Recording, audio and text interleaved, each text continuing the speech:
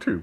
You know, for a long time, I have scoffed at the very idea of putting ads on this channel. I have said many times over the years that we've been talking with each other that you don't monetize conversations with friends when you meet them at your favorite outdoor restaurant. You don't do anything like that. You don't say to friends, well, I'm really interested in hearing what you've been reading this week, but first, let me tell you about Skillshare.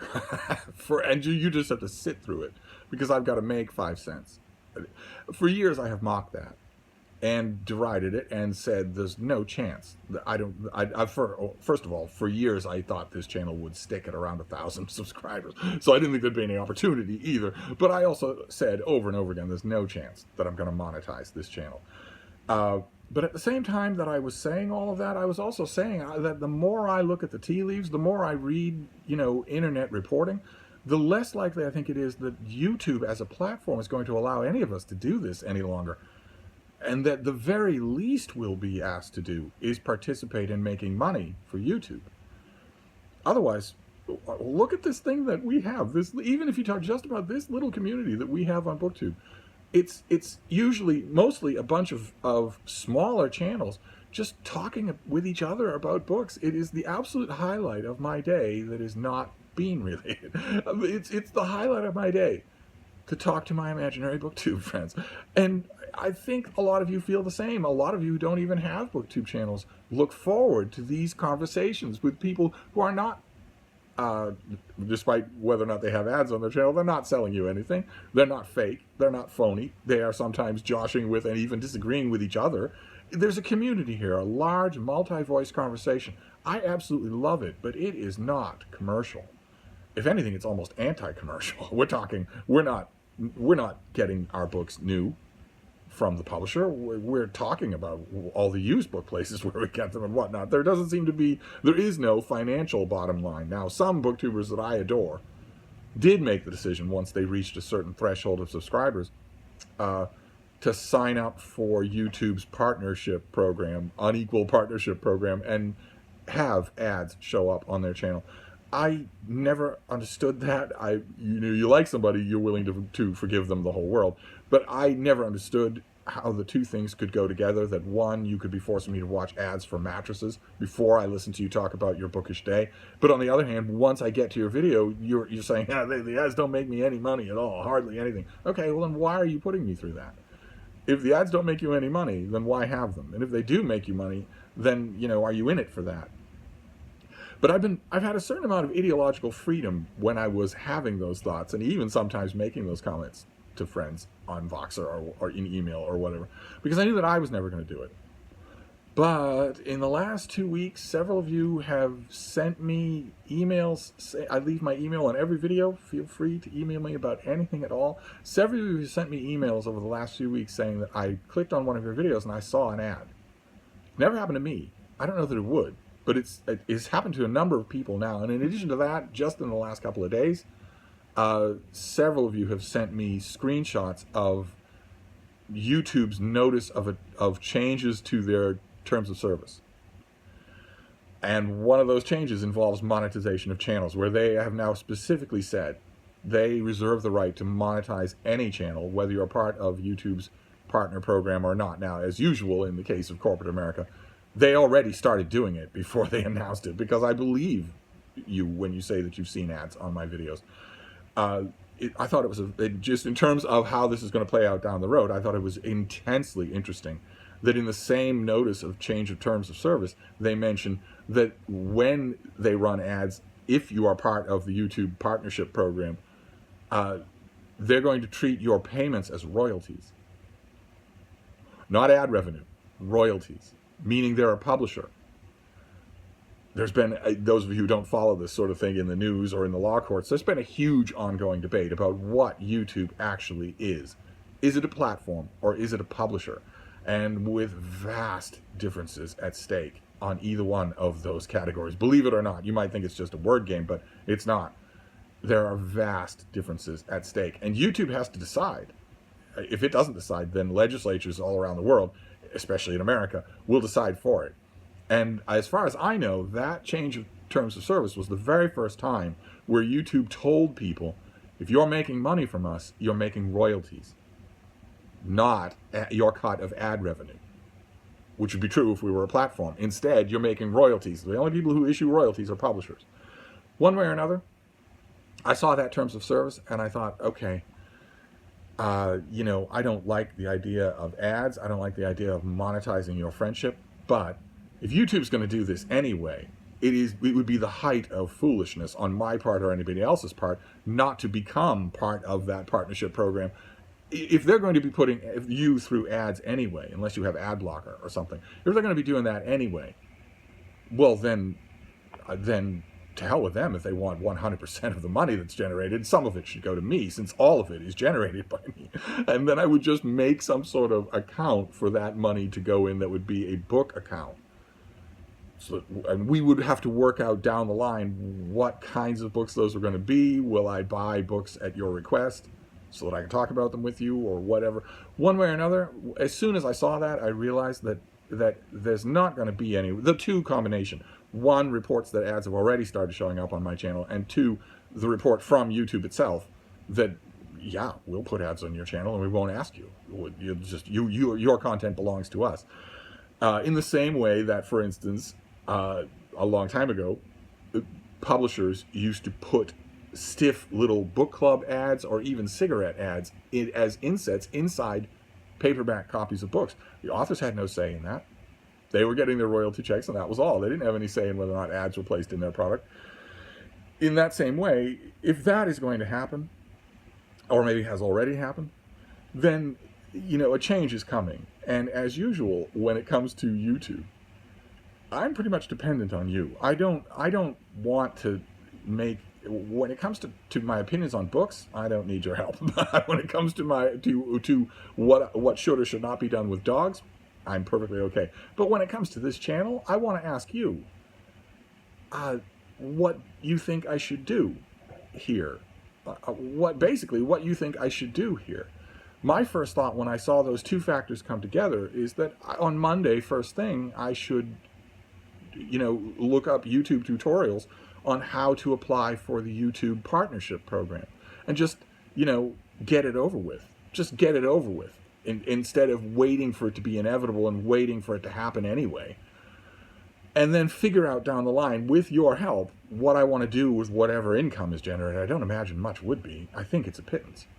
But one way or another, it would be, I'm sure that it would be so small a number that I wouldn't have any use for it otherwise. So it would, the typical phrase is I would plow it back into the channel, this extremely expensive channel with all of the cutting edge equipment that I use, all the staff that I pay. We could figure out that down the line, how I use it down the line. But in the meantime, I'm going to have to make a decision. I think we all are. And I don't want you to think that I'm being a hypocrite or that I'm selling out. I don't like this at all. I don't think any booktube channel should be monetized. Even those by friends of mine who have decided to monetize their channels. If you're making a pittance, then do without the pittance. You know, it's as simple as that. If you're going to tell me in your videos that the ads are bringing you in pocket change, then do without them. They're a rude thing to do to friends who are just turning in to listen to you, not to get a mattress sold to them. But if it's going to happen anyway, I mean, I console myself that it's not hypocrisy if it's going to be done to me anyway.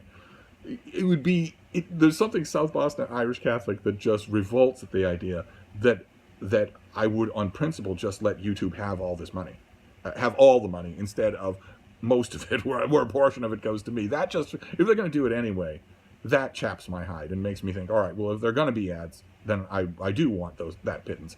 If anything, just to put a thumb in the eye of people who, one way or another, I wanted to ask for your input on the subject. I'm sure that a lot of you have thought about this a lot more than I have. BookTube has always been, for me, just one enormously fun conversation about books. I have not thought about it in monetary ways at all. It's looking to me like I'm going to need to now, and probably everybody else is down the line going to need to. And my only consolation is a bleak one, which is that I don't think we're going to have to think about this for long. Because if YouTube says, if they start out by saying, which they did, the subject is you, film your own videos and we'll post them on our platform. no monetization, no limits whatsoever. You can say anything you want. You can talk about anything you want. You do it in any way whatsoever, provided you're not hurting anybody. Slowly, YouTube as a platform has embraced more and more censorship. Fewer and fewer things that you can do, guided by the all-powerful algorithm. So they wouldn't necessarily have to strike down your channel. They could just make sure no one sees it. They could make sure that the algorithm buries it completely. Or strike it, put strikes against it for one reason or another, sometimes very flimsy reasons. As that journey progresses, we are now at the point where YouTube is saying, all right, you small content creators that either can't monetize your channels or don't want to, we're going to monetize them anyway for you. We're going to start making money off your channel anyway, whether you want us to or not. That's the point where we are now, but that's not the end point, right?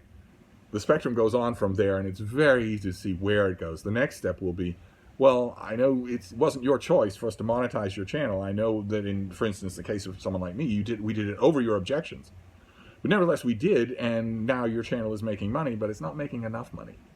And you can go to them all you want and say, well, I didn't want it to make any money at all. Now you're saying it's not enough money. And they'll say, yeah, it's not enough money.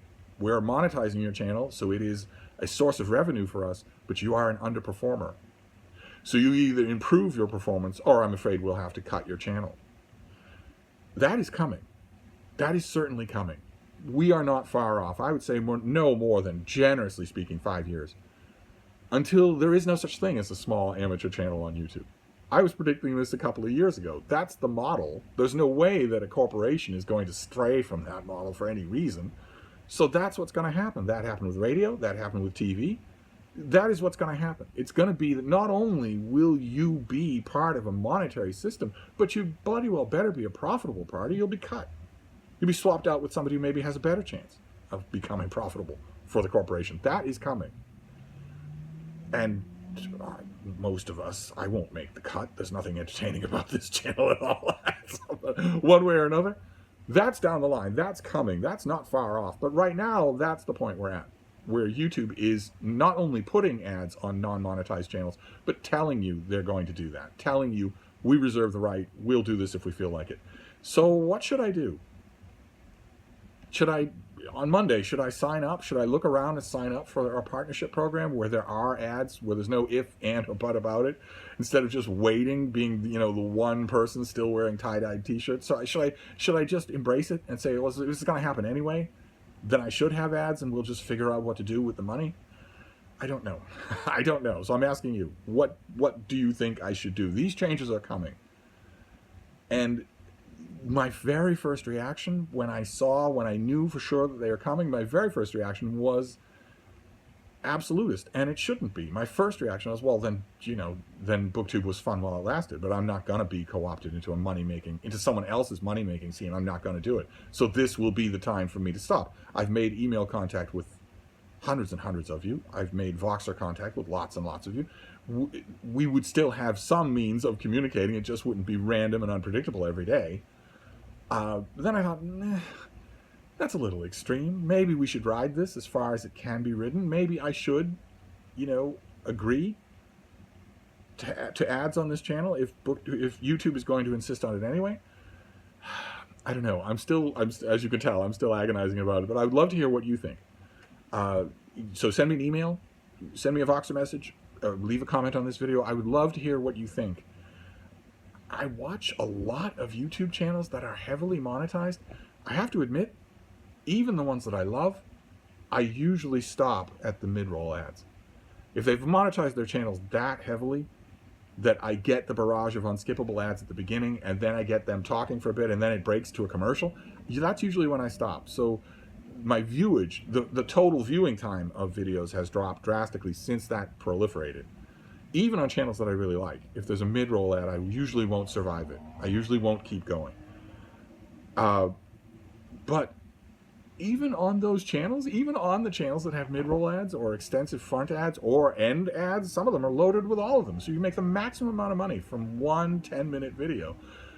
Even with the channels that I do watch, a lot of them, I don't get the impression that the people themselves are oily corporate sellouts. I don't watch channels like that. And I watch, these are people that I, so to speak, parasocially like. who have obviously had this kind of discussion themselves with their loved ones or their friends or their financial advisors and come to some sort of conclusion about what they're going to do and how much they're going to do it, about how they're going to sell out and to what extent.